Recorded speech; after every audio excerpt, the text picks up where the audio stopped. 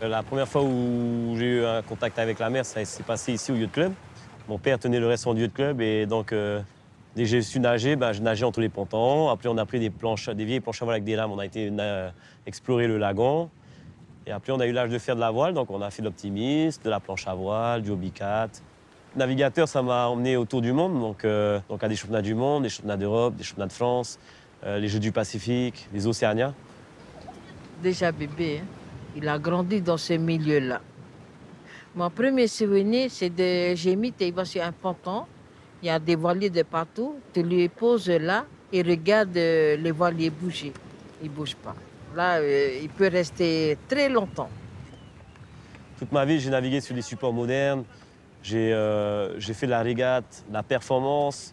En croisière, j'utilisais les GPS. Et à un moment donné, j'ai vécu une expérience sur une pirogue à voile, donc avec Fafaité, qui est la grande pirogue à voile de Polynésie.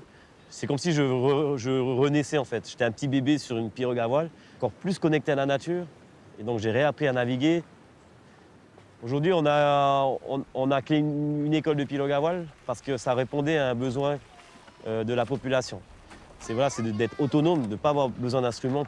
On est un peuple de navigateurs, mais quand on fait un constat de notre population actuelle, très peu de gens connaissent leur histoire. C'est se dire, il y a 1000 ans, c'était mon arrière-grand-père, mon ancêtre, qui a traversé le Pacifique pour découvrir Tahiti ou les Tuamotu. C'est là où ça devient... Ça passe par le cœur et waouh, j'ai des frissons quand je pense à ça et que je navigue sur une pirogue à voile, j'ai des frissons.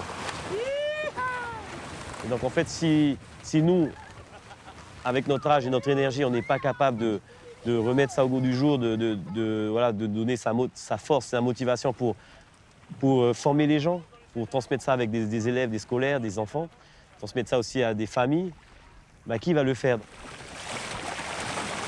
C'est ça la connexion avec les éléments. Tu vois, c'est de naviguer connecté avec les éléments.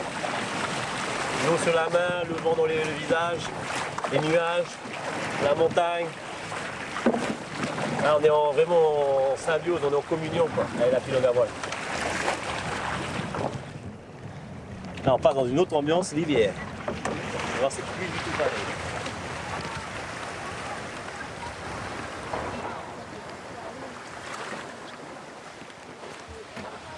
Alors, est-ce que c'est cool ici, là, ou pas? Oui, Oui, c'est agréable, hein? Donc, aller ensemble, voyager ensemble, cuisiner ensemble, nettoyer la pirogue ensemble, entretenir la pirogue ensemble. C'est vraiment ce côté communautaire, déjà, qui est important, qui lie les gens.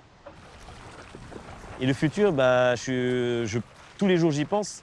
C'est construire de nouveaux modèles de pirogue à voile, c'est ouvrir d'autres écoles dans les îles et que des gens dans les îles veuillent encadrer ou même gérer ces écoles de pirogue à voile. Et qu'un jour, la pirogue à voile soit un peu plus mis en avant, donc que ça devienne un moyen de transport dans le lagon, que ce soit un moyen de transmettre des connaissances, que ce soit aussi un moyen de voyager entre les îles et de faire du fret peut-être. Tu vois, c'est ça le futur. C'est construire tout ça, tout cet avenir-là.